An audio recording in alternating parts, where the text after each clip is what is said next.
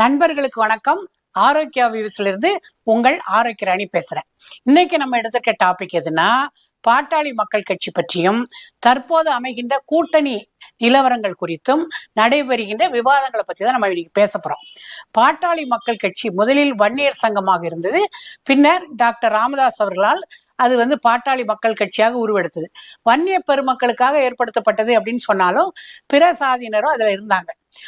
Doctor Ramadoss அவர்கள் கிராமம் கிராமமாக சென்று இந்த கட்சியை வெகு பாடுபட்டு வளர்த்தார்.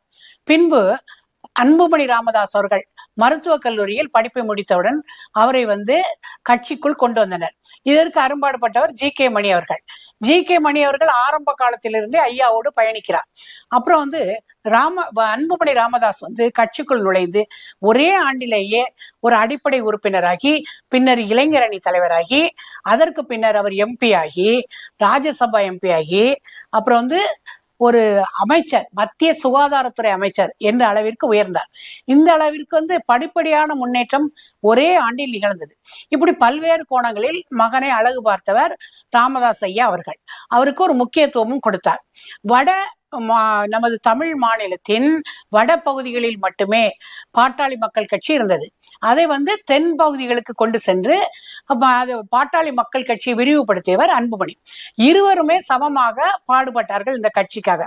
ஐயா அவர்கள் பொறுப்புகளை நியமிப்பதிலிருந்து கட்சி நிலவரங்களுக்கு முடிவெடுப்பதிலிருந்து எல்லாமாக இருந்தார். அன்புமணி அவர்கள் அந்த அடுத்த கட்டத்திற்கு கட்சியை எடுத்து சென்றார். இப்படி கட்சி ஸ்மூத்தா தான் போயிட்டு இருந்தது. ஆனா சமீபத்துல இருவருக்கும் இடையே கருத்து வேறுபாடு நிலவியது. அன்புமணி அவர்களை பொதுக்குழுவில் ராமதாஸ் அவர்கள் சொன்னார்கள், அடிப்படை உறுப்பினரிலிருந்து நீக்குகிறேன் அப்படின்னு சொல்லிட்டு இளைஞர் அணி பொறுப்புக்கு வேறொரு நபரை நியமித்தார். அவர்கள் குடும்பத்திற்குள்ளே உள்ள ஒரு நபரை தான் நியமித்தார்.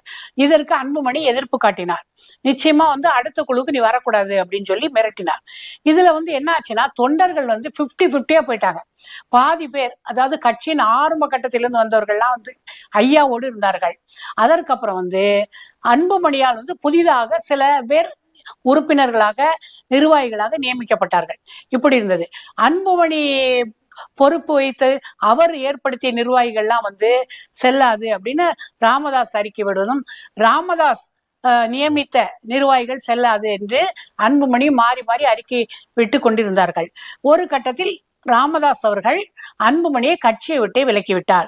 அன்புமணி தனியாக நடைப்பயணம் மேற்கொண்டு ஒவ்வொரு இடங்களுக்காக சென்று உரிமை மீட்பு குழு அமைத்து அவர் தான் தான் தலைவர், என் பக்கம்தான் எல்லாரும் இருக்கிறாங்க அப்படின்னு சொல்லி மக்களிடையே பாட்டாளி மக்கள் கட்சியை கொண்டு சென்றார். டாக்டர் ராமதாஸ் அவர்கள் இந்த கட்சியை நிறுவியது நான் தான் தலைவர், நான் எடுப்பதுதான் பொறுப்பு, நான் தான் முடிவு பண்ணது, நான் முடிவு பண்றதுதான் செல்லும் அப்படின்னு சொல்லி சொன்னாரு. இப்படி 2 பேரும் மாறி மாறி அறிக்கை விட்டு கொண்டிருந்தார்கள். ஒரு கட்டத்தில் அன்புமணி அவர்கள் தந்தையை உதறிவிட்டு 90% பேர் என் கூட தான் இருக்காங்க, அதனால நான் தான் எடுப்பது முடிவு என்று சொல்லி கடைசியில் தேர்தல் நேர கூட்டணிக்காக எடப்பாடியாரை சந்தித்து பாட்டாளி மக்கள் கட்சி தங்கள் கட்சியோடு கூட்டணி வைத்துக் கொள்கிறது என்று சொன்னார். எடப்பாடியாரும் இதை ஏற்றுக்கொண்டார். எடப்பாடியார் சாதாரணமா ஒரு முடிவு எடுத்துட மாட்டாரு. அன்புமணியுடைய பலத்தை பார்த்து அவர் பின்னால் நிறைய தொண்டர்கள் இருக்கிறாங்கன்னு முடிவு செய்து பாட்டாளி மக்கள் கட்சி என்பது இதுதான் அப்படின்னு முடிவு செய்து கூட்டணி அமைத்துக் கொண்டார்.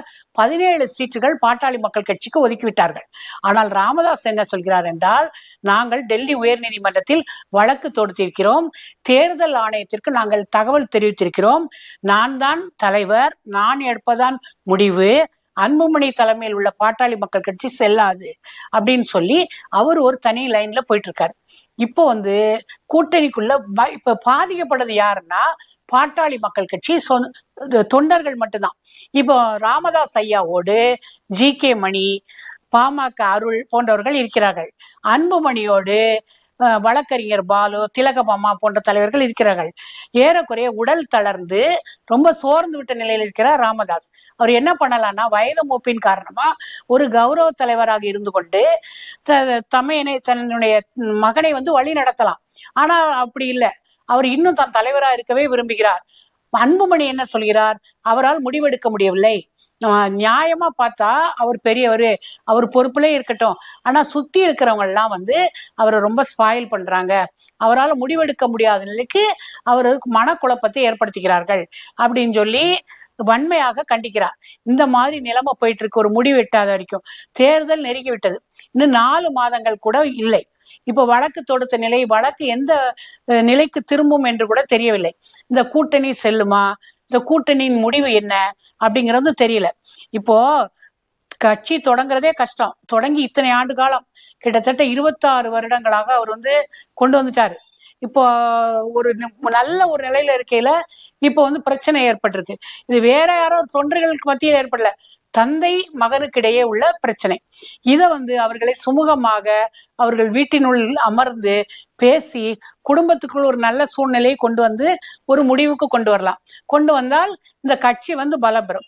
இல்லை என்றால் தந்தை மகன் அடித்து கொண்டிருந்தால் இந்த கூட்டணி குழப்பங்கள் ஏற்பட்டு கட்சி சின்னாபன்னமாகிவிடும். எதிர்கட்சிகளுக்கு இது ஒரு சந்தோஷத்தை தந்துவிடும். எனவே வெற்றியை நோக்கி பயணிக்கின்ற நேரத்தில் தந்தை மகன் இருவரும் ஒருவருக்கு ஒருவர் விட்டு கொடுத்து, இது சாதாரணமாக நடக்கின்ற ஒரு நிகழ்வுதான் அப்படின்னு நினைச்சு, இப்ப எந்த கட்சியில தான் கட்சி குழப்பம்லாம் இல்லாம இருக்கு. இப்ப கலைஞர் அவர்களும் கடைசி வரைக்கும் அவர் தான் தலைவரா இருந்தார். அப்புறம் அவர் இறந்துபட்ட பிறகுதான் ஸ்டாலின் அவர்கள் தலைவராக உருவெடுத்தார். அது மாதிரி கொஞ்சம் பொறுமை காத்து கூட அன்புமணி வரலாம், அவசரப்படாமல் இருந்திருக்கலாம்.